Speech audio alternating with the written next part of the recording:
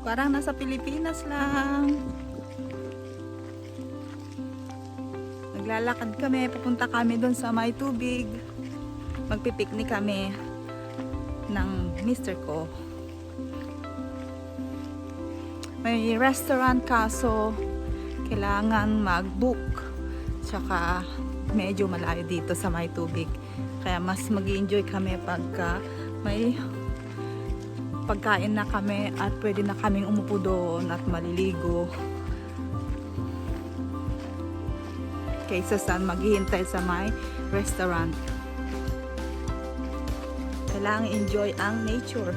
Tsaka ang weather. Ang ganda.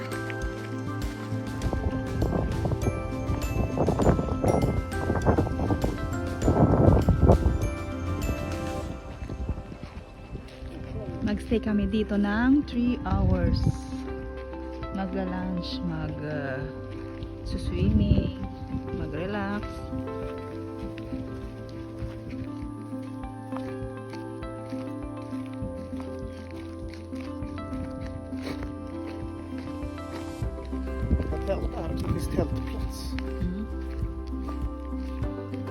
Nasa island kami ng Arholma.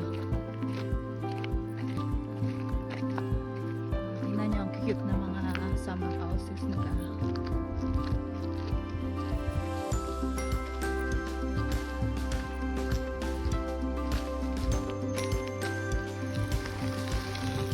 Ayan, parang nasa probinsya lang ng Pilipinas. Nakakamiss tuloy yung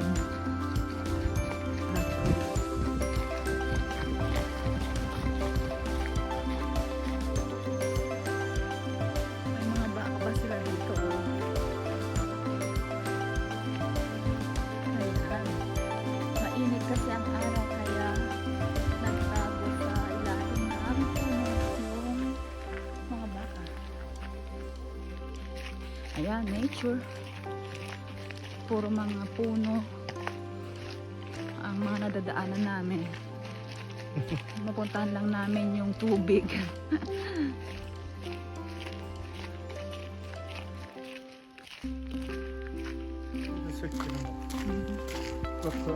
May 400 meters pa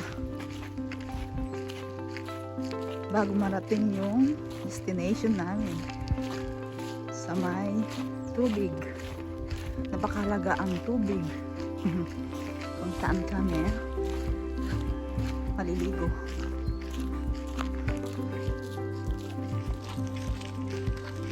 Ayan, buti na lang makulimlim. Ay, hindi. Ayan.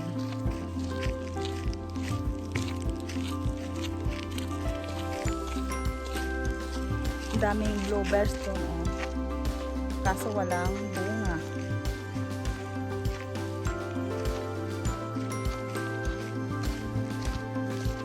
Ayan, mga bluebird. Walang bunga. Jag springer världsrekord på 200 meter. Jag springer på 20 sekunder.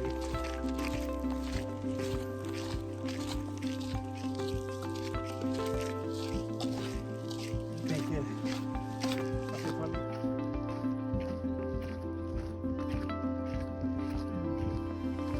Ano na nadadaanan namin.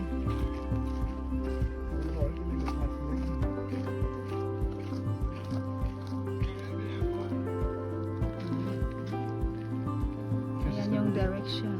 Jag ska gå till klippan.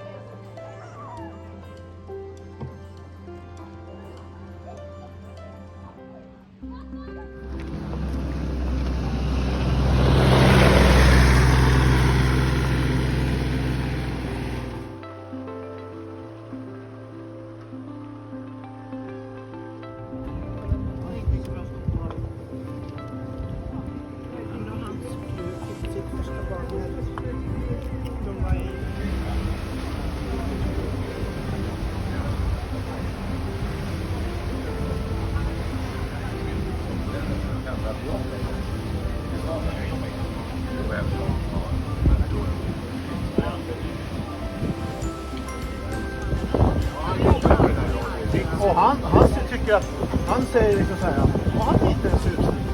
Men vänta, du sitter ju still. Ja, ja.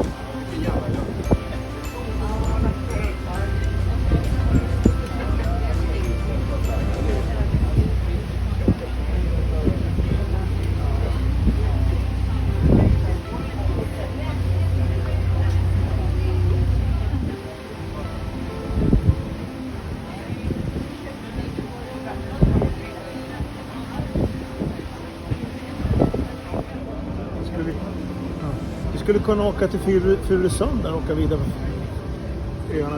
Med den här. Nej, men alltså med bilen. Man ska ta bilfärja.